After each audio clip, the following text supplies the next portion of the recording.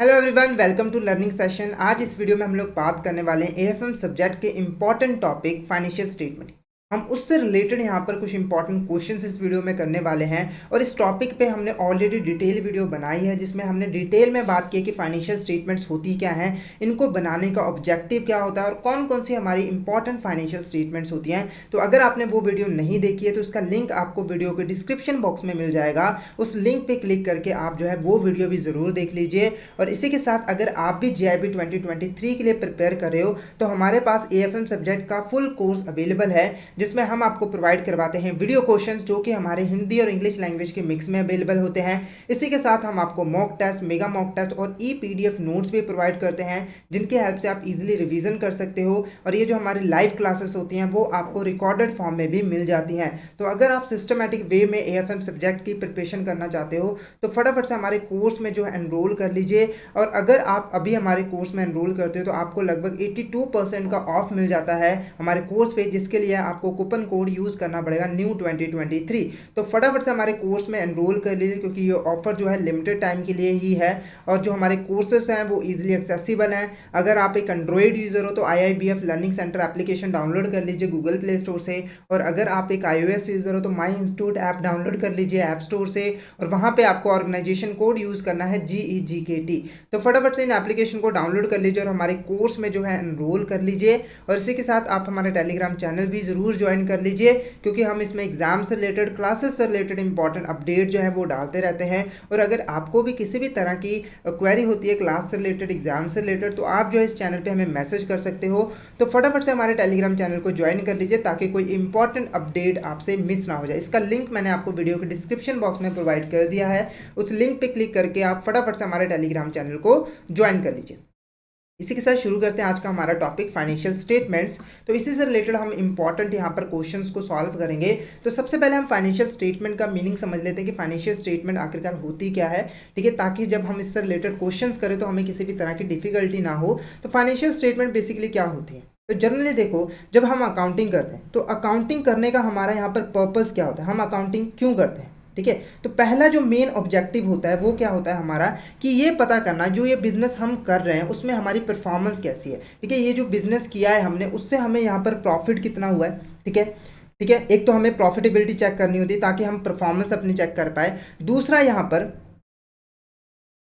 ठीक है, दूसरा हमें ये चेक करना होता है कि इस समय हमारी फाइनेंशियल पोजीशन कैसी है, क्या हमारे पास इतने एसेट्स हैं ताकि हम बिजनेस को कंटिन्यू करें, कहीं हम कर्जे में तो नहीं डूबे हुए हैं, ठीक है। फाइनेंशियल पोजीशन चेक करना इस समय, ठीक है। तो ये दो हमारे मेन ऑब्जेक्टिव होते हैं जिसके बेस पे हम इंपॉर्टेंट डिसीजन मेकिंग कर सकें कि हमें जो है बिजनेस को आगे फर्दर कंटिन्यू रखना चाहिए या फिर बंद कर देना चाहिए, ठीक है। ऑब्वियस सी बात है, अगर प्रॉफिट नहीं हो रहा है, ठीक है, हम कर्जे में डूबे हुए हैं तो बिजनेस को कंटिन्यू करने का कोई यहाँ पर रीजन दिखता नहीं, ठीक है। तो एक ऑब्जेक्टिव हमारा ये होता है कि हमें खुद पता करना है कि हमारी परफॉर्मेंस कैसी है, ठीक है। उसके बाद दूसरा ऑब्जेक्टिव क्या होता है, ये जो परफॉर्मेंस हमने पता की है इसको रिपोर्ट करना है, ठीक है। ये अब परफॉर्मेंस बतानी भी है ना कंपनी को कि हमारी ये इस साल ऐसी परफॉर्मेंस रही है, इतना हमने प्रॉफिट कमाया है। तो इसे रिपोर्ट करना होता है, किसे करना होता है, जो ऑनर्स होते हैं, ठीक है। आप लोगों को पता ही है कि बिजनेस और ऑनर दो डिफरेंट एंटिटीज होती हैं। ऑनर का कंट्रोल नहीं होता ज़्यादा बिजनेस पे, ठीक है। बिजनेस अपना काम खुद ही करता है, उसमें मैनेजमेंट होती है बिजनेस की एक, ठीक है। तो यहाँ पर देखो, जो ऑनर है जिसने बिजनेस में पैसा लगाया तो उसे भी तो पता लगना चाहिए ना कि हमारा बिजनेस जिसमें मैंने पैसा लगाया वो कैसा परफॉर्म कर रहा है। तो बिजनेस को यहाँ पर अपना परफॉर्मेंस को रिपोर्ट करना होता है, किसे, ऑनर को, जो बिजनेस के ऑनर है। उसके बाद देखो दूसरे पर्सन कौन से होते हैं, जो इन्वेस्टर्स होते हैं, ठीक है, जिन्होंने हमारी कंपनी में इन्वेस्ट किया हुआ है या फिर वो इन्वेस्टमेंट करना चाहते हैं, उन्हें भी हमें परफॉर्मेंस बतानी होती है ताकि इस इंफॉर्मेशन के बेस पे वो हमारी जो है ऑर्गेनाइजेशन में इन्वेस्टमेंट कर सके, ठीक है। तो ये दो ऑब्जेक्टिव होते हैं, पहले खुद पता करना है, उसके बाद इन्हें रिपोर्ट करना है हमारे ऑनर शेयर होल्डर्स को, ठीक है। अब ये कंपनीज करती कैसे हैं, तो जनरली क्या होता है कि जितनी भी बिजनेस में ट्रांजेक्शन होती हैं उनको हम क्या करते हैं, रिकॉर्ड करते रहते हैं एक सर्टेन पीरियड तक, ठीक है। आप लोग को पता है अकाउंटिंग पीरियड कॉन्सेप्ट क्या कहता है हमें, कि आपने जो अकाउंटिंग करनी है वो एक स्पेसिफाइड पीरियड के लिए करनी है। वो स्पेसिफाइड पीरियड हमारा जनरली कैसा होता है, 1 ईयर का पीरियड होता है, ठीक है।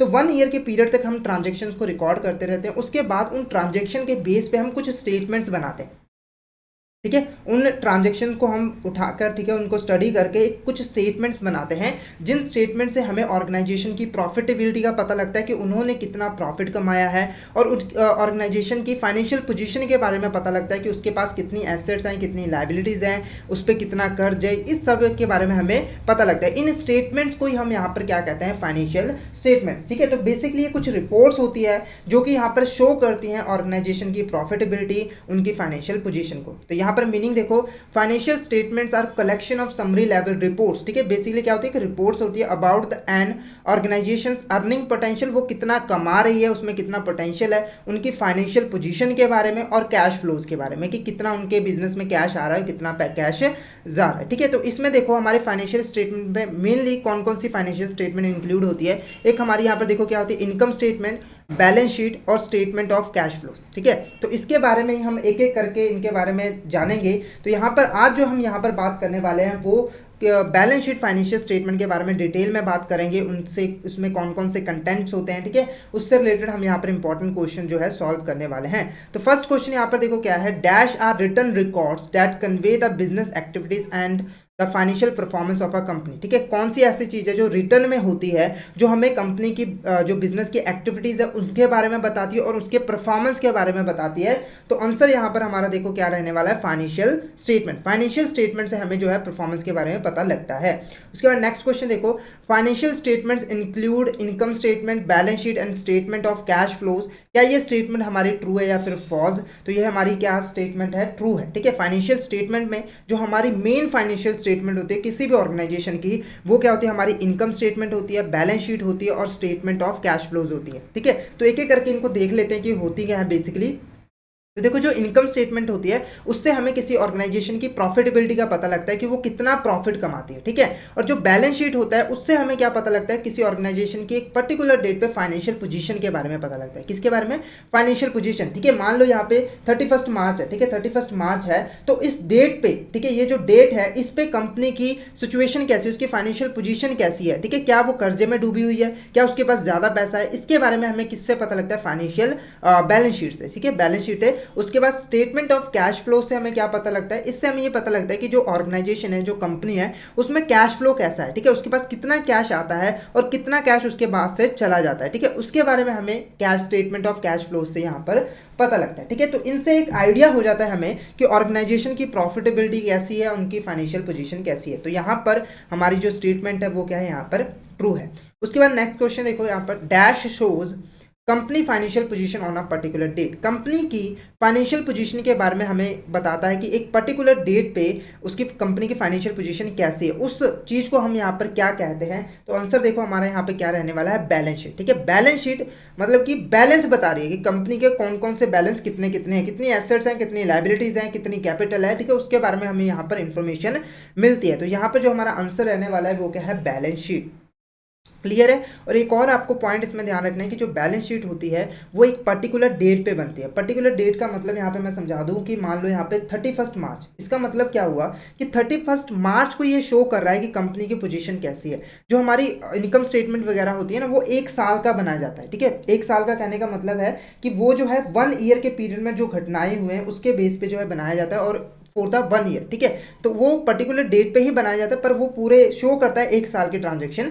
और ये जो स्टेटमेंट होती है हमारी बैलेंस शीट, वो सिर्फ 31 मार्च को एक डेट पे बताती है कि इस समय कंपनी की सिचुएशन कैसी है। क्लियर है आपको? क्लियर है यहाँ पर? तो पर्टिकुलर डेट का मीनिंग आई होप आपको यहाँ पर क्लियर हो गया होगा। तो नेक्स्ट क्वेश्चन हमारे यहाँ पर देखो क्या है, balance sheet contains details of companies assets और liabilities at a specific point in time. तो बैलेंस शीट से हमें किसी ऑर्गेनाइजेशन की एसेट्स कितनी और लाइबिलिटीज कितनी है उसके बारे में हमें पता लगता है। ठीक है, हम उनकी डिटेल जो है बैलेंस शीट में शो करते हैं। तो क्या ये हमारी स्टेटमेंट ट्रू है या फिर फॉल्स? तो आंसर हमारा देखो क्या है यहाँ पर, ट्रू। ठीक है, ये स्टेटमेंट हमारी ट्रू है। जो बैलेंस शीट होती है वो बनाई जाती है एसेट्स और लाइबिलिटीज पर, कंपनी की कितनी एसेट्स हैं कितनी लाइबिलिटीज हैं उससे जो है बैलेंस शीट बनाई जाती हैं। तो यहाँ पर एसेट्स आप लोगों को पता है जो कंपनी की प्रॉपर्टी है, जिसके ऊपर ऑनरशिप कंपनी की है, और जो लाइबिलिटी क्या है, जो कंपनी ने यहाँ पर पे करना है, जो उसकी फाइनेंशियल ऑब्लिगेशन है, जो दूसरे पर्सन को यहाँ पर कंपनी ने पे करना है, चाहे वो ऑनर हो चाहे वो दूसरे पर्सन हो, तो वो क्या होती है, कंपनी के लिए लाइबिलिटी होती है। ठीक है, क्लियर है? वो क्या होती है, कंपनी के लिए लाइबिलिटी होती है। और जो भी उसकी प्रॉपर्टीज हैं जिसको उसने ऑन किया वो क्या होती है, कंपनी की एसेट्स होती है। ठीक है, तो इसलिए इसलिए हमारी स्टेटमेंट वो ट्रू थी। उसके बाद नेक्स्ट क्वेश्चन हमारा देखो, balance sheet is prepared with the balances of real and personal account. जो बैलेंस शीट होती है वो प्रिपेयर की जाती है यहाँ पर जो हमारे रियल अकाउंट होते हैं, जो पर्सनल अकाउंट होते हैं, उनके बैलेंसेस से। ठीक है, तो सबसे पहले हम यहाँ पर रियल अकाउंट और पर्सनल अकाउंट के बारे में जान लेते हैं कि होते क्या है। तो जनरली देखो जो हमारे अकाउंट्स होते हैं वो तीन तरह के होते हैं। ठीक है, तीन तरह के होते हैं। एक हमारे यहाँ पर देखो क्या होता है, रियल अकाउंट। ठीक है, रियल अकाउंट में हम बेसिकली क्या करते हैं, जो कंपनी की जितनी भी एसेट्स होती है ना, उनके जब हम अकाउंट खोलते हैं तो उनको हम यहाँ पर क्या कहते हैं, रियल अकाउंट। जैसे यहाँ पर आपने क्या किया, फर्नीचर। ठीक है, आपने फर्नीचर खरीदा और उसका रिकॉर्ड प्रॉपर रखने के लिए आपने एक फर्नीचर अकाउंट ओपन कर दिया। तो ये जो अकाउंट है वो किसका है, एक एसेट का है। किसका है, एक एसेट का है, कंपनी की एक एसेट है उसका है। तो इसको हम यहाँ पर क्या कहते हैं, रियल अकाउंट। ठीक है, ऐसे ही मशीनरी अकाउंट आपने ओपन कर दी तो उसको हम यहाँ पर क्या कहते हैं, रियल अकाउंट। तो रियल अकाउंट बेसिकली वो अकाउंट्स होते हैं जो कि कंपनी के एसेट्स से रिलेटेड होते हैं। जितने भी कंपनी के एसेट्स के अकाउंट हम ओपन करते हैं वो रियल अकाउंट की कैटेगरी में आते हैं। ठीक है, उसके बाद नेक्स्ट देखो हमारे यहाँ क्या है, पर्सनल अकाउंट। ठीक है, अब पर्सनल अकाउंट्स यहाँ पर क्या होते हैं, नाम से पता लग रहा है कि पर्सन का अकाउंट। जब हम किसी पर्सन का अकाउंट खोलते हैं उससे रिलेटेड जो ट्रांजेक्शन्स है उनके रिकॉर्ड रखना चाहते हैं तो उसको हम यहाँ पर क्या कहते हैं, पर्सनल अकाउंट। जैसे एग्जांपल के लिए आपने यहाँ पर क्या किया, एक पर्सन था। ठीक है, आपने यहाँ पर बैंक से लोन ले लिया। क्या ले लिया, यहाँ पर मान लो HDFC बैंक से आपने यहाँ पर लोन ले लिया। क्या ले लिया, लोन ले लिया। अब इसको आपने प्रॉपर तरीके से रिकॉर्ड करने के लिए हमने क्या किया, HDFC बैंक का यहाँ पर अकाउंट ओपन कर दिया। क्या कर दिया, यहाँ पर HDFC का बैंक का अकाउंट ओपन कर दिया, जिसमें हम ये रिकॉर्ड करेंगे कि यहाँ पर कि हमने कितना लोन लिया, हमने कितना इंटरेस्ट वगैरह पे कर दिया। तो ये जो अकाउंट है ना वो एक पर्सन का है। ठीक है, जो HDFC बैंक है वो क्या है, एक आर्टिफिशियल पर्सन है, पर है तो एक पर्सन ही है। तो इसको हम यहाँ पर क्या कहते हैं, पर्सनल अकाउंट। ठीक है, ऐसे एग्जांपल और ले लो। यहाँ पर एक क्रेडिटर है। ठीक है, क्या है, क्रेडिटर है, जिसने आपको उधार पे यहाँ पे सामान दिया था, हमने उससे उधार से सामान खरीदा था। तो आपने क्या किया, उसका नाम लिख लिया। मान लो यहाँ पे रोहन है। ठीक है, रोहन है, वो क्रेडिटर है जिसने आपको उधार पे सामान बेचा था।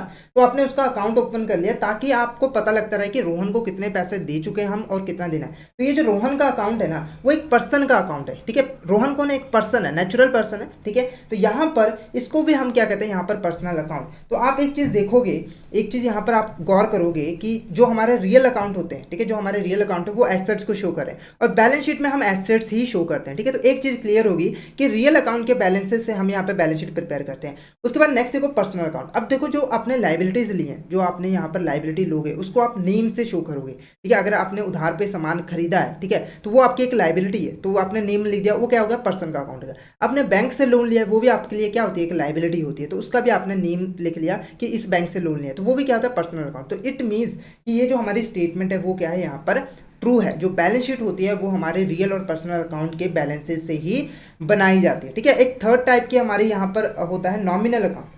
ठीक है, नॉमिनल अकाउंट्स कौन से होते हैं, ऐसे अकाउंट्स जो हमारे खर्चे, जो हम एक्सपेंसेस करते हैं और जो हमको इनकम होती है उससे रिलेटेड होते हैं। जैसे एग्जांपल कि यहाँ पर आपने वेजेस पिए, वो क्या है, वेजेस पे किए, वो क्या है, एक एक्सपेंस है, तो उसको वो जो वेजेस का अकाउंट आप ओपन करोगे ना वो क्या होता है, हमारा नॉमिनल अकाउंट होता है। ऐसे ही आपने यहाँ पर आपको कोई इनकम रिसीव, आपने सेल्स की, आपने बेचा सामान, उससे आपको इनकम रिसीव हुई, तो आपने सेल्स का अकाउंट ओपन कर लिया, तो वो आपके लिए यहाँ पर क्या होता है, नॉमिनल अकाउंट होता है। ठीक है, तो नॉमिनल अकाउंट के जो बैलेंसेस होते हैं उनको हम प्रॉफिट एंड लॉस अकाउंट में शो करते हैं। ठीक है, और इसमें सिर्फ हम रियल और पर्सनल अकाउंट्स के बैलेंसेस को ही शो करते हैं, तो इसलिए हमारा स्टेटमेंट ट्रू है। उसका नेक्स्ट क्वेश्चन देखो, dash is the amount invested by the proprietor और ऑनर इनटू द बिजनेस। इसका मतलब क्या हुआ कि वो अमाउंट जो कि कंपनी के ऑनर ने, प्रोप्राइटर भी ऑनर ही होता है, ऑनर ने यहाँ पर कंपनी में इन्वेस्ट किया, उसे हम यहाँ पर क्या कहते हैं, तो आंसर देखो हमारा क्या रहने वाला है, कैपिटल। क्या कहते हैं हम इसको, कैपिटल। क्लियर है आपको, क्लियर है। देखो यहाँ पर एक बिजनेस है, ठीक है, एक बिजनेस है जिसमें जो है टोटल 100 लाख रुपीज़ है। ठीक है, जिसमें से जो 60 लाख रुपीज़ है वो किसने इन्वेस्ट किया, यहाँ पर ऑनर ने। ऑनर कौन, जो बिजनेस को जिसने स्टार्ट किया, जिसने पैसे लगाए, ठीक है, ऑनर। ठीक है, ऑनर। तो ये जो पैसा है ना उसको हम यहाँ पर क्या कहते हैं, कैपिटल। और इसका जो दूसरा नाम है, ठीक है, इसका जो दूसरा नाम है वो क्या है, हमारा इक्विटी। इसको हम इक्विटी भी कह देते हैं। तो कहीं पे अगर आपको इक्विटी वर्ड दिख जाए, शेयर होल्डर फंड दिख जाए, कुछ भी दिख जाए, तो उसका मतलब कि जो ऑनर का पैसा है बिजनेस में, तो यहाँ पर कैपिटल हमारा आंसर जो है करेक्ट है। उसके बाद नेक्स्ट देखो यहाँ पर, debentures and loan taken from bank is known as capital. ठीक है, जो हमने डिबेंचर्स इशू किए हैं और जो हमने यहाँ पर लोन लिया है बैंक से, उसे हम यहाँ पर कैपिटल कहते हैं। क्या ये हमारी स्टेटमेंट ट्रू है या फिर फॉल्स है? तो सबसे पहले हम डिबेंचर और लोन का मीनिंग समझ लेते हैं। तो डिबेंचर बेसिकली देखो क्या होता है, जब कंपनी को पब्लिक से लोन लेना होता है, ठीक है। पब्लिक यानी जनरल पब्लिक, उससे लोन लेना होता है ना, तो वो क्या कर देते हैं, अपनी कंपनी के डिबेंचर्स इशू कर देते हैं। ठीक है, क्या कर देते हैं, डिबेंचर्स इशू कर देते हैं, और जो पब्लिक है उस डिबेंचर्स को बाय कर लेती है, जिसके बदले में कंपनी को पैसा मिल जाता है। तो आप देख सकते हो कि डिबेंचर को इशू किया है, ठीक है, तो वो कंपनी के लिए क्या है, एक तरह का लोन है जो कि उसने पब्लिक से लिया है, क्योंकि ये जो डिबेंचर है एक पर्टिकुलर टाइम पीरियड के बाद जो है वापस कर लिए जाते हैं। ठीक है, ये डिबेंचर कंपनी वापस ले लेती है, उसके जो पैसे लिए थे पब्लिक को वापस कर देती है। ठीक है, तो ये डिबेंचर्स बेसिकली क्या है, एक लोन है जो कि हमने यहाँ पर जनरल पब्लिक से लिया है। ठीक है, उसके बाद देखो क्या है, हमारा यहाँ पर लोन लिया गया है बैंक से, ये तो सीधा ही बोल रहा है कि बैंक से एक लोन लिया गया है, उसको क्या हम कैपिटल कहते हैं। तो दोनों में से पहले आप एक चीज़ देखो, क्या वो हमारे ऑनर है, क्या डिबेंचर होल्डर और जो लोन हमने बैंक से लिया क्या वो हमारे ऑनर है? बिल्कुल नहीं, ये हमारे ऑनर नहीं है। ठीक है, कैपिटल हम उसी को कहते हैं जो ऑनर ने इन्वेस्ट किया होता है। तो ये हमारी स्टेटमेंट यहाँ पर क्या होने वाली है, फॉल्स होने वाली है। ठीक है, ऑनर के अलावा जो भी हम बिजनेस में पैसा लगाते हैं ना, एक चीज़ आप ध्यान में बिठा लो कि ऑनर के अलावा बिजनेस के पास जो भी पैसा पड़ा हुआ है, उसने जहाँ से भी पैसा मंगवाया है, उसे हम क्या कह देते हैं यहाँ पर, लाइबिलिटी। क्या कह देते हैं हम इसको, लाइबिलिटी। वो कंपनीज की लाइबिलिटी हो जाती है जो उन्होंने ऑनर के अलावा जितना भी पैसा यहाँ पर लिया है। तो इसलिए हमारी स्टेटमेंट फॉल्स है। उसके बाद देखो नेक्स्ट हमारा क्वेश्चन यहाँ पे, liabilities refers to the financial obligation. Liabilities जो है वो फाइनेंशियल ऑब्लिगेशन होती हैं, डेट होती हैं, ठीक है, जो कि बिजनेस लेता है किससे, अदर्स, किससे, अदर का मतलब जो हमारे ऑनर से उनके अलावा। ठीक है, और कंपनी को उन्हें पे भी करना है बाद में। अब देखो डेट ले लिया, कंपनी को उसे पे भी तो करना है ना, तो उसको हम यहाँ पर क्या कह देते हैं, लाइबिलिटीज। ठीक है, क्या ये हमारा आंसर करेक्ट है, ये हमारा जो स्टेटमेंट है वो ट्रू है या फिर फॉल्स है? तो हमारा आंसर देखो यहाँ पर क्या है, ट्रू। ठीक है, जो भी पैसा कंपनी ने ऑनर के अलावा लिया है बाहर वालों से, दूसरे पर्सन से, उसे हम यहाँ पर क्या कहते हैं, लाइबिलिटीज। जैसे बैंक से लोन, ठीक है, उधार पे सामान खरीदा, ठीक है, उनको पेमेंट बाद में करनी है, तो वो भी हमारे लिए क्या होती है, यहाँ पर लाइबिलिटी होती है। ठीक है, उसके बाद नेक्स्ट देखो यहाँ पर, dash are the loans and advances which are payable in more than 1 year. तो यहाँ पर देखो सबसे पहले मैं एक चीज बता दूं कि यहाँ पर बोला है कि लोन एंड एडवांसेस लिया गया है जिसे कंपनी ने पे करना है, कब, 1 साल से ज्यादा में। इसका मतलब क्या है, कंपनी ने पे करना है, तो इसका मतलब क्या है, ये लाइबिलिटी है। ठीक है, कोई भी चीज कंपनी ने यहाँ पर पे करना है वो कंपनी के लिए क्या होती है, लाइबिलिटी होती है। ठीक है, और जो लाइबिलिटी होती है हमारी बेसिकली 2 तरीके की होती है यहाँ पर। ठीक है, तो एक हमारी यहाँ पर देखो क्या होती है, नॉन करंट लाइबिलिटी। ठीक है, नॉन करंट लाइबिलिटी, और एक हमारी यहाँ पर होती है करंट लाइबिलिटी। ठीक है, यहाँ पर हम लिख देते हैं फटाफट से, एक हमारी होती है यहाँ पर करंट लाइबिलिटी।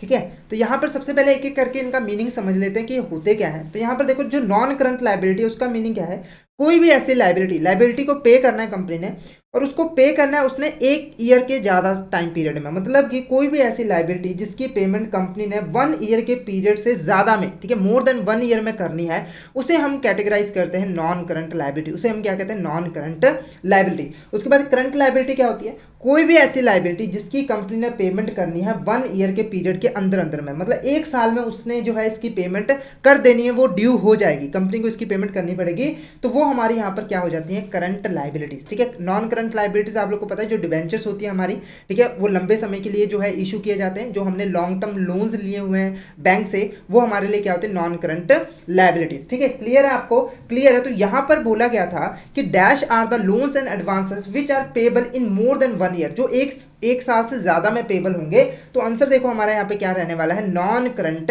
लाइबिलिटी। उसके बाद नेक्स्ट देखो हमारा, current liability includes creditor and outstanding salary. तो इसका मतलब क्या हुआ, आप सबसे पहले समझ लेते हैं इन दोनों टर्म्स का मतलब। तो देखो क्रेडिटर्स कौन होते हैं, क्रेडिटर्स कौन होते हैं, तो देखो जब भी हम परचेजेस करते हैं ना, तो परचेजेस हम 2 तरीके से करते हैं, एक कैश पे और एक क्रेडिट पे। ठीक है, जब भी हम क्रेडिट परचेज करते हैं, ठीक है, क्रेडिट परचेज का मतलब आपको पता है जब हमने सामान खरीद लिया और जो उसकी पेमेंट है हम कुछ टाइम के बाद करेंगे, ठीक है, तो वो हमारे लिए क्या होती है, क्रेडिट परचेज। ठीक है, तो जब भी हम क्रेडिट परचेज करते हैं, ठीक है, क्रेडिट परचेज करते हैं, तब जो है हमारा क्रेडिटर वर्ड जो है आता है सामने। क्यों आता है, तो यहाँ पर देखो हमने मान लो एक पर्सन है बी, ठीक है, हमने इससे जो है यहाँ पर 50,000 की जो गुड्स गुड्स परचेज कर ली। क्या कर ली यहाँ पर? गुड्स परचेज कर ली, और इसकी जो पेमेंट है हम 3 मंथ्स के बाद करने वाले हैं। ठीक है, इसको बोल दिया कि इसकी पेमेंट आपको 3 मंथ्स के बाद करेंगे। तो ये जो बी पर्सन है ना, ये जो बी पर्सन है वो बिजनेस के लिए क्या होता है? क्रेडिटर। कोई भी ऐसा पर्सन जिसको कंपनी ने कोई अमाउंट पे करनी है क्योंकि उसने उससे गुड्स खरीदी हुई हैं, तो उसे हम यहाँ पर क्या कह देते हैं? क्रेडिटर। ठीक है, क्लियर है। और आप लोग को पता ही है, ठीक है, एक चीज और बता दूं, आप लोग को पता ही है कि ये 3 मंथ्स का पेमेंट क्या है, मतलब कि 1 ईयर के पीरियड में इसकी पेमेंट हो जाएगी। ठीक है, 1 ईयर के पीरियड में कंपनी इसकी पेमेंट कर देगी। तो एक चीज क्लियर हो गई, जो क्रेडिटर्स हैं वो तो हमारी करंट लायबिलिटी होते हैं। उसके बाद नेक्स्ट देख लेते हैं हमारे आउटस्टैंडिंग सैलरी। अब आउटस्टैंडिंग सैलरी क्या होती है?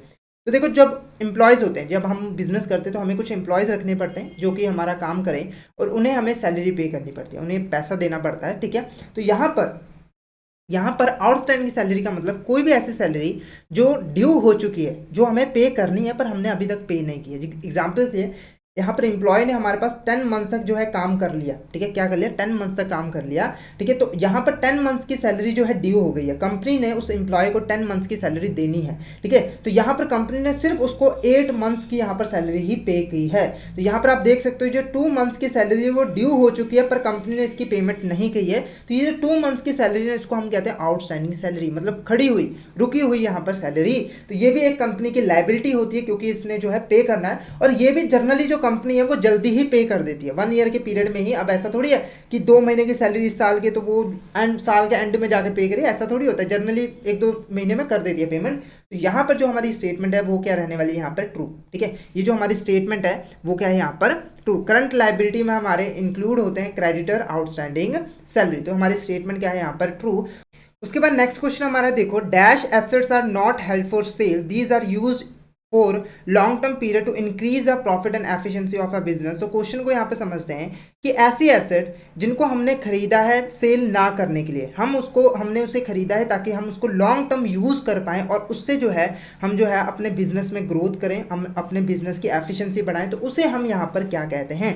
तो यहाँ पर देखो, एसेट्स का मीनिंग आप लोग को पता है कि ऐसे प्रॉपर्टीज, ठीक है, ऐसे इकोनॉमिक रिसोर्सेज जो कंपनी ने ओन किए, जो कंपनी ने खरीदी हुई हैं, उसे हम यहाँ पर क्या कह देते हैं? एसेट। ठीक है, तो यहाँ पर सबसे पहले हम ये समझ लेते हैं कि जो एसेट्स होती हैं वो भी हमारी 2 तरीके की होती हैं। जैसे हमारी लायबिलिटीज थी ना 2 तरीके की, वैसे ही हमारी एसेट्स भी 2 तरीके की होती हैं। एक हमारी यहाँ पर होती है नॉन करंट एसेट्स, ठीक है, नॉन करंट एसेट्स, और एक हमारी यहाँ पर होती है करंट एसेट्स।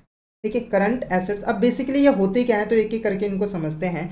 तो यहाँ पर देखो, जब हम इन दोनों के बीच में डिफ्रेंशिएट करना है तो मैं आपको 2 बेसिस बताऊंगा जिनके बेस पे आप इजीली यहाँ पर डिफ्रेंशिएट कर सकते हैं। पहला जो यहाँ पर पॉइंट है वो क्या है कि कोई भी ऐसी एसेट जिनको हमने खरीदा है सेल ना करने के लिए, जिसको खरीदने का हमारा पर्पस है कि हम उसको सेल नहीं करेंगे मार्केट में, हम जो है अपने बिजनेस के लिए उसको लॉन्ग टर्म के लिए यूज करेंगे, तो वो हमारे लिए क्या होती है? यहाँ पर नॉन करंट एसेट। और कोई भी ऐसी एसेट जिसको हमने खरीदा है for the purpose of resale, हम उसको रीसेल करके यहाँ पर मार्केट में जो है प्रॉफिट कमाना चाहते हैं, उसे हम यहाँ पर क्या कहते हैं? Current asset. जैसे एग्जाम्पल जब बता दूं, यहाँ पर मशीनरी, ठीक है, हमने यहाँ पर एक मशीनरी परचेज की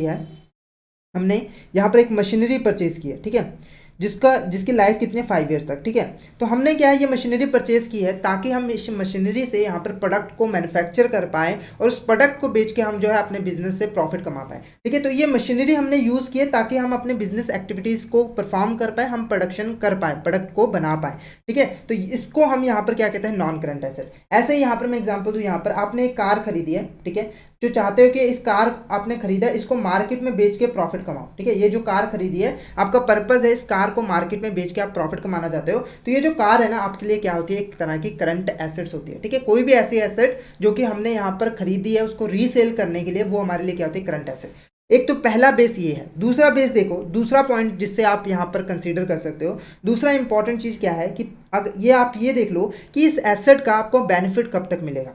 तो कोई भी ऐसी एसेट जिसका बेनिफिट आपको 1 ईयर से ज़्यादा मिलेगा, मोर देन 1 ईयर, ठीक है, यहाँ पे लिख देता हूँ मोर देन 1 ईयर, तो उसे आप क्या कहोगे? Current asset. जैसे यहाँ पे देखो मशीनरी की लाइफ कितनी है? 5 ईयर्स। इसका मतलब मशीनरी की जो हमें बेनिफिट है वो हमें आने वाले 5 सालों तक मिलेगा। तो मशीनरी का बेनिफिट हमें 1 साल से ज़्यादा में मिल रहा है, तो ये हमारे लिए क्या होती है? एक तरह की नॉन करंट एसेट्स होती है। ठीक है, उसके बाद करंट एसेट देखो यहाँ पर कौन सी होती है? ऐसी एसेट जिसका बेनिफिट हम जो है 1 ईयर के अंदर अंदर में ले लेते हैं, उनको हम कैश में कन्वर्ट कर लेते हैं। ठीक है, बेनिफिट लेने का मतलब कि हम या तो उसे बेच के कैश में ले लेते हैं, कैश में कन्वर्ट कर लेते हैं, तो वो हमारा यहाँ पर क्या होता है? Current asset. जिसका बेनिफिट हमें 1 साल से कम में मिल जाए। ठीक है, क्लियर है आपको? क्लियर है। तो यहाँ पर हमने डिफरेंशिएट देख लिया कि कौन कौन सी हमारी एसेट्स होती है। तो क्वेश्चन में पूछा गया सिंपली कि कौन सी हम ऐसी एसेट है जिनको हम रीसेल नहीं करना चाहते, ठीक है, और उसको हम जो है लॉन्ग टर्म के लिए यूज करना चाहते हैं। तो आंसर हमारा देखो क्या रहने वाला है यहाँ पे, नॉन करंट एसेट्स। ठीक है, क्या रहने वाला है, नॉन करंट एसेट्स। उसके बाद नेक्स्ट देखो, non current assets are all asset that a company expect to convert to cash within 1 year.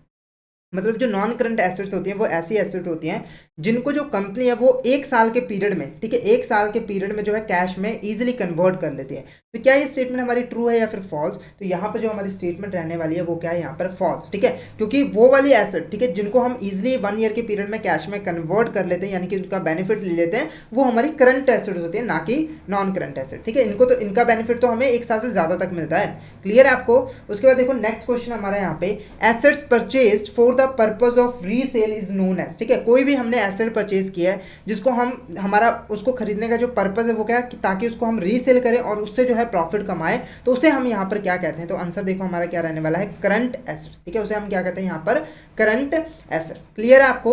उसके बाद नेक्स्ट क्वेश्चन देखो, building is current asset for a car dealer. Car dealer मतलब कि जो कारों का बिजनेस करता है, वो कार को खरीदता है, बनाता है और मार्केट में जो है सेल करता है, उसे हम क्या कहते हैं, कार डीलर। तो एक बिल्डिंग जो है उसके पास पड़ी हुई है, ठीक है, उसने बिल्डिंग खरीदी हुई है, तो उसके लिए वो क्या है, करंट एसेट है। क्या ये हमारी स्टेटमेंट ट्रू है या फिर फॉल्स है? तो पहले हम आइडेंटिफाई करते हैं कि ये हमारी जो हमने 2 पॉइंट देखे थे, ठीक है, उसमें क्या चीज़ है, करंट एसेट है या फिर यहाँ पर हमारी नॉन करंट एसेट है।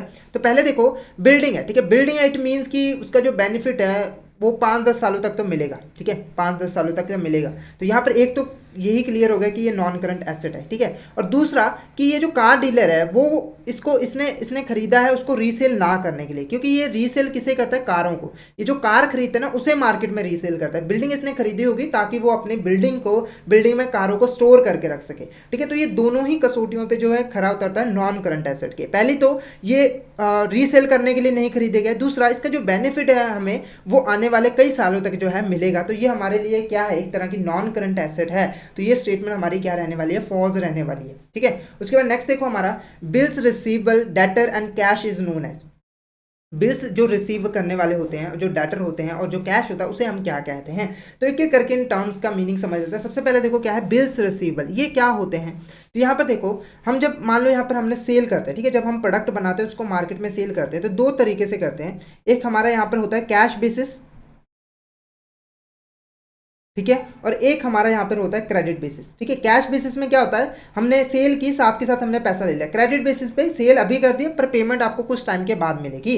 तो वहां पे जो हमारा वर्ड आता है बिल रिसीवेबल का, वो यहाँ पे दिखता है। सबसे पहले देखो, जब भी आप क्रेडिट बेसिस पे सेल करते हो, क्रेडिट सेल करते हो, तो वहां पे जो पर्सन है वो आपको एक टाइम पीरियड के बाद जो है पेमेंट करेगा। जैसे एग्जांपल थे यहाँ पर, एक पर्सन ए है, ठीक है, जिसने आपसे जो है 50,000 की गुड्स जो है खरीदी, ठीक है, आपने उसको क्रेडिट पे बेची, और ए पर्सन ने कहा कि आपको जो इसकी पेमेंट है ना वो 3 मंथ्स के अंदर अंदर कर दूंगा, मतलब जैसे ही 3 महीने कंप्लीट हो जाएंगे उसके बाद मैं आपको इसकी पेमेंट कर दूंगा। ठीक है, तो आपने कहा चलो ठीक है, आपकी बात मान ली कि आप 3 महीनों में मुझे पेमेंट कर दोगे, पर आप क्या करना, मुझे रिटर्न में लिख के दो, मुझे एक डॉक्यूमेंट पे पूरी डिटेल लिख के दो कि आपने मुझे जो है इतनी गुड्स मैंने खरीदी है इनसे, और इसकी पेमेंट जो है मैं 3 मंथ्स के अंदर अंदर कर दूंगा। ठीक है, तो हमने क्या किया, हमने एक बिल बनाया, ठीक है, एक बिल बनाया, ठीक है, कंपनी ने, और उसमें सारी डिटेल लिख दी कि इस पर्सन ने हमसे इतनी की गुड्स जो है क्रेडिट पे खरीदी है और कह रहा है कि इसकी पेमेंट जो है 3 मंथ्स के अंदर अंदर कर देगा। ठीक है, और ये जो डॉक्यूमेंट हमने इसको दे दिया और इसको बोला कि इस पर साइन कर दे भाई। ठीक है, अगर इसने साइन कर दिया इसका मतलब इसने एक्सेप्ट कर लिया, ये मान गया कि हाँ 3 मंथ्स के अंदर अंदर पेमेंट कर दूंगा, तो इसने इस पर साइन कर दिया। ठीक है, इसने ए लिख के अपना जो है यहाँ पर साइन कर दिया। तो यहाँ पर ये जो बिल है ना, इसको हम क्या कहते हैं यहाँ पर, बिल। क्या है ये, बिल। जब हमने इससे रिटर्न में लिखवा लिया, तो ये जो बिल्स हमने रिसीव करने हैं, अब देखो इस बिल के अगेंस्ट हमने पैसा रिसीव करना है, तो इसको हम यहाँ पर क्या कहते हैं, बिल्स रिसीवेबल। क्या कहते हैं हम इसको, बिल्स रिसीवेबल। जो हमने प्रोडक्ट को बेचा है उसके बदले में जो हमें पैसा मिलना है, जो हमने रिसीव करना है, और हमने वो रिटर्न में एक बिल साइन करवाया हुआ है, तो वो हमारे लिए यहाँ पर क्या होती है, बिल्स रिसीवेबल। क्लियर है? क्लियर है। तो यहाँ पर देखो, सबसे पहले जो हमारे बिल्स रिसीवेबल हैं उसी के साथ एक मिलती जुलती टर्म है हमारी डेटर। अब डेटर क्या होता है, देखो सेम एग्जांपल, यहाँ पर हमारी कंपनी है, हमने यहाँ पर 50,000 के यहाँ पर गुड्स बेचे थे और इसने कहा था कि 3 मंथ्स में उसकी पेमेंट कर देंगे। तो यहाँ पर इसने कहा कि 3 मंथ्स में पेमेंट कर दोगे, कंपनी ने कहा चलो ठीक है भाई 3 मंथ्स में पेमेंट कर देना। इसमें रिटर्न ने कुछ भी नहीं लिखवाया, सिंपली कह दिया भाई हाँ 3 मंथ्स के बाद पेमेंट कर देना, हमें तुझ पे भरोसा है, तू कर देगा पेमेंट। तो ये जो पर्सन है ना ए, ये जो पर्सन है ए, इसे हम यहाँ पर क्या कह देते हैं, डेटर। ठीक है, क्या है, डेटर। ठीक है, बात सेम है, बस डिफरेंस क्या है कि पहले वाले से, जब जो पहले वाला ए पर्सन था उससे हमने रिटर्न में लिखवा लिया तो ये पर्सन हमारे लिए कंसीडर होता था बिल्स रिसीवेबल, क्योंकि हमने उसको बिल्स में कन्वर्ट कर लिया। अभी क्योंकि हमने रिटर्न में नहीं लिखवाया तो ये हमारे लिए क्या कहलाएगा, डेटर। इसको हम अपनी बुक्स ऑफ अकाउंट में एज अ डेटर शो करेंगे। तो ये हमारा क्या है, यहाँ पर डेटर है। उसके बाद नेक्स्ट देखो हमारा यहाँ पर कैश। कैश तो आप लोग को पता ही है हमारी एसेट होती है, जो हमारे पास कैश पड़ा हुआ है, तो इसे हम क्या कहते हैं, तो यहाँ पर उसे हम कहते हैं करंट एसेट्स। क्यों यहाँ पर क्या कहते हैं, करंट एसेट्स। अब इसे हम करंट एसेट्स क्यों कहते हैं, तो आप लोग को पता है कि जो बिल रिसीवेबल है, ठीक है, उसने कहा कि 3 महीने में पेमेंट कर देंगे। तो जनरली जो हम उधार पे सामान बेचते हैं उसकी पेमेंट हम 1 साल के अंदर अंदर में ले लेते हैं, उन्हें हम कैश में कन्वर्ट कर लेते हैं। ठीक है, और जो डेटर है उन्होंने भी कहा 3 महीने में जो है हम पेमेंट कर देंगे, तो उसे भी हम 1 ईयर के पीरियड में ही कैश में कन्वर्ट कर लेंगे। उसके बाद कैश तो कैश की फॉर्म में है ही, तो इसीलिए ये हमारा क्या है, यहाँ पर करंट एसेट्स है। क्लियर है। उसके बाद नेक्स्ट क्वेश्चन हमारा यहाँ पर देखो, tangible assets are any assets in your business that have a physical form. इसका मतलब क्या हुआ कि जो हमारी एसेट्स होती है ना, उसमें से ऐसे ही एसेट जिसकी फिजिकल फॉर्म होती है, मतलब फिजिकल फॉर्म का मतलब कि उसकी फिजिकल एग्जिस्टेंस है, हम उसे देख सकते हैं, उसे हम टच कर सकते हैं, उसे हम फील कर सकते हैं, तो उसे हम टेंजिबल एसेट्स कहते हैं। तो क्या ये हमारी स्टेटमेंट ट्रू है या फिर फॉल्स? तो आंसर हमारा रहने वाला है ट्रू। आंसर हमारा क्या रहने वाला है, ट्रू। ऐसी एसेट्स, ठीक है, जो कंपनी के पास एसेट्स पड़ी हैं, जिनको हम जिनकी फिजिकल एग्जिस्टेंस होती है, जिनको हम टच कर सकते हैं, फील कर सकते हैं, वो हमारे लिए क्या होती है, यहाँ पर टेंजिबल एसेट। जैसे एग्जांपल के लिए लैंड हो गया, बिल्डिंग हो गई, हमारे पास मशीनरी हो गई, वो हमारी क्या होती है, यहाँ पर टेंजिबल एसेट। उसके बाद नेक्स्ट देखो हमारा, patents, copyright, trademarks are examples of tangible assets. जो हमारे पेटेंट्स होते हैं, जो कॉपीराइट्स होते हैं, जो ट्रेडमार्क्स होते हैं, वो हमारे एग्जांपल्स होते हैं किसके, टेंजिबल एसेट्स के। ठीक है, टेंजिबल एसेट्स का आपको मीनिंग क्लियर है, तो सबसे पहले हम इसका मीनिंग समझ लेते हैं। पेटेंट्स यहाँ पर क्या होते हैं, कॉपीराइट, ट्रेडमार्क्स क्या होते हैं। तो आप लोग को पता है ना कि जब हम यहाँ पर कोई भी बिजनेस करते हैं, ठीक है, तो यहाँ पर कॉपीराइट का मतलब क्या हुआ कि हमने कोई नई चीज़ बनाई है, ठीक है, हमने कोई नई चीज़ बनाई है और वो हमने बनाई, तो हमने क्या किया, उस पर कॉपीराइट ले लिया कि वो दूसरा पर्सन कोई भी उसे कॉपी ना कर सके, उसका सेम ना बना पाए। ठीक है, ऐसे ही हमने पेटेंट्स बनवा लेते हैं, जब हमने कोई नई चीज़ बनाई तो उसके पेटेंट्स बना लेते हैं। ट्रेडमार्क क्या होता है कि हमारी बिजनेस का एक ट्रेडमार्क है, निशान है, ठीक है, वो सिर्फ हमारी कंपनी का ही है, कोई और पर्सन उसे नहीं यूज़ कर सकता। ठीक है, तो ये क्या होते हैं, हमारे टेंजिबल एसेट्स होते हैं। क्या ये हमारी स्टेटमेंट ट्रू है या फिर फॉल्स? तो आंसर हमारा यहाँ पे क्या रहने वाला है, फॉल्स। ठीक है, जो पेटेंट्स, कॉपीराइट और ट्रेडमार्क्स होते हैं वो होती है हमारी एसेट्स ही हैं। कॉपीराइट, हमने कोई नई चीज़ बनाई है तो उसका बेनिफिट हमें मिलेगा, तो वो हमारे लिए क्या है, एक एसेट है, पर हम उसको टेंजिबल एसेट नहीं कहते, उसको हम इनटेंजिबल एसेट कहते हैं। क्या कहते हैं उसको हम, इनटेंजिबल एसेट। इसका मतलब आपको पता लग गया कि जो हमारे पास जितनी भी एसेट्स होती हैं वो टेंजिबल एसेट्स होती हैं या फिर इनटेंजिबल एसेट्स होती हैं। इनटेंजिबल एसेट्स का मतलब जो कि होती तो हैं पर हम उसको ना तो देख सकते हैं, ना हम उसको टच कर सकते हैं, मतलब कि उनकी फिजिकल एग्जिस्टेंस नहीं होती है। क्लियर है आपको?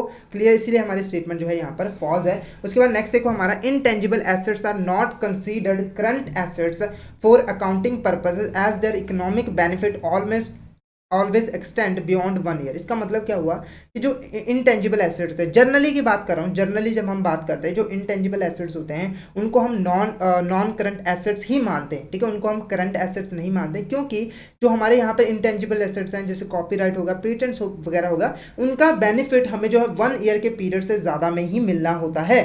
तो इसीलिए हम इसको जो है करंट एसेट नहीं मानते, इनको हम नॉन करंट एसेट्स मानते हैं। तो ये स्टेटमेंट हमारी क्या है, यहाँ पर ट्रू है। ठीक है, उसके बाद नेक्स्ट क्वेश्चन देखो, if an asset is not completed at that time when balance sheet is prepared is known as. यहाँ पर आप लोग को पता है कि बैलेंस शीट हम किसी पर्टिकुलर डेट पे बनाते हैं। जैसे ही हमारा अकाउंटिंग पीरियड खत्म होता है तो लास्ट में हम जो है बैलेंस शीट बनाते हैं। तो ये कह रहा है कि कोई ऐसी एसेट है जो कि इनकम्प्लीट है, मतलब कि हम कोई एसेट बना रहे थे, जैसे एग्जांपल के आप बिल्डिंग बना रहे थे, पर जब हमने बैलेंस शीट प्रिपेयर की ना, उस समय जो बिल्डिंग है वो आधी बनी है, आधी नहीं बनी है। ठीक है, यहाँ पे एग्जांपल लेके चलो, बिल्डिंग्स बनने में आप लोग को पता ना टाइम लगता है, तो जब हमने बैलेंस शीट बनाई, ठीक है, उस समय जो बिल्डिंग है उस पर जो 50% उसका काम था वो हो गया था और 50% काम अभी बाकी था, तो उसे हम यहाँ पर क्या कहते हैं, क्योंकि बैलेंस शीट में हम इसे शो तो करेंगे, क्योंकि देखो इसमें पैसा हमारा लगा हुआ है, तो ये भी हमारी एक एसेट है। वो अलग बात है कि पूरी कंप्लीट नहीं है तो इसको हम बिल्डिंग के अंदर नहीं शो कर सकते, आधी है, तो उसे हम एक अलग कैटेगरी में शो करते हैं, जिसे हम यहाँ पर क्या कहते हैं, capital work in progress. Capital का मतलब जो हमारे कैपिटल वर्क इन प्रोग्रेस का जो अभी काम चल रहा है, जो हमने पैसा लगाया उस पर जो काम हमारा यहाँ पर चल रहा है, ठीक है, उसे हम क्या कहते हैं, कैपिटल वर्क इन प्रोग्रेस। ऐसे ही एक और यहाँ पर बात बता दूँ आपको, जो हमारे इनटेंजिबल एसेट्स होती हैं, आप लोग को पता है ना कि उसको बनने में हमारा बहुत टाइम लगता है, ठीक है, आप लोगों को पता है सालों लग जाता है किसी सॉफ्टवेयर को बनाने के लिए।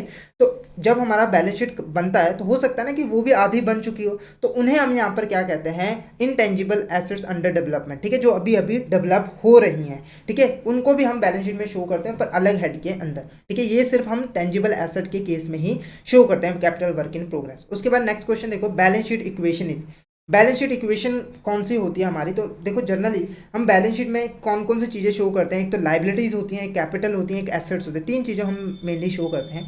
तो उससे ना एक बैलेंस शीट इक्वेशन हम बनाते हैं, वो इक्वेशन यहाँ पर देखो आंसर हमारा क्या है, इक्विटी प्लस लाइबिलिटीज़। इसका मतलब क्या होता है कि जो हमारे यहाँ पर इक्विटी होती है, जो लाइबिलिटीज होती हैं, वो इक्वल होती हैं किसके, एसेट्स के। यहाँ पर इक्विटी की जगह पे मैं कैपिटल लिख दूँ तो ज़्यादा अच्छा आपको क्लियर होगा, मीनिंग वैसे सेम है इसका, मतलब कि जो ऑनर का पैसा है प्लस जो हमने बाहर से पैसा लगाया है वो इक्वल होता है किसके, एसेट्स के। क्योंकि बिल्कुल ये सही हमारी है, क्योंकि देखो जो हमने पैसा लगाया लिया है, चाहे हमने ऑनर से लिया है चाहे हमने बाहर वालों से लिया है, अल्टीमेटली उस पैसे का यूज़ तो हम एसेट्स खरीदने के लिए ही करेंगे ना।